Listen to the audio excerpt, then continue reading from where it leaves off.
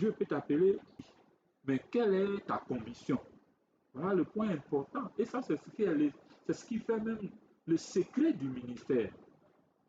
Beaucoup de personnes sont appelées aujourd'hui, aiment se donner des titres. Moi, je suis prophète, je suis apôtre.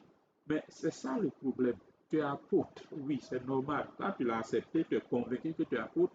Même des personnes étrangères t'ont donné aussi le témoignage que tu es apôtre, c'est normal. Nous bénissons le Seigneur pour ça. Mais l'apôtre que tu es, quel est ton message? Parce que c'est le message qui rend important, c'est le message qui rend puissant, c'est le message qui te donne l'onction de Dieu, c'est le message qui fait que tu deviens une bénédiction. Sinon, tout le monde peut dire que je suis apôtre, mais qu'est-ce qui fait la différence? Il y a des apôtres aujourd'hui, hein? Dieu leur a donné la grâce de faire quoi? De créer des églises partout. Oui, ça c'est normal. Il y a aussi des apôtres, ils n'ont pas peut-être la possibilité de créer des églises, mais Dieu leur donne un message. Et ce message-là, partout où ils vont passer, ça défriche. Ça ouvre les portes fermées. Et quand tu écoutes ces personnes, tu es libéré. C'est aussi des apôtres. Mais toi, tu es apôtre. Quel genre d'apôtre tu es? Quel est ton message? Parce que tout ce que nous suivons aujourd'hui, même à commencer par Jésus, dans le livre d'Ésaïe, 60e verset 1, quand tu vas lire cette partie de l'écriture, tu vas te rendre compte que Jésus qui a quitté le ciel, qui est venu sur cette terre, est venu, il avait une mission. Et dans sa mission, il y avait une commission. Et cette commission, c'est ce que nous venons de lire. L'Esprit du Seigneur est sur lui. Il est venu pour faire quoi? Pour guérir les gens. Il est venu pour faire quoi? Pour apporter une année de grâce. Hein? Il est venu pour nous guérir, pour apporter une année de grâce. Il est venu pour ceux qui ont le cœur brisé, pour proclamer aux captifs la liberté. Jésus est venu pour nous enlever en prison. Et encore, quelque part dans le livre de Luc, il a dit, il est venu aussi chercher et sauver ce qui était perdu.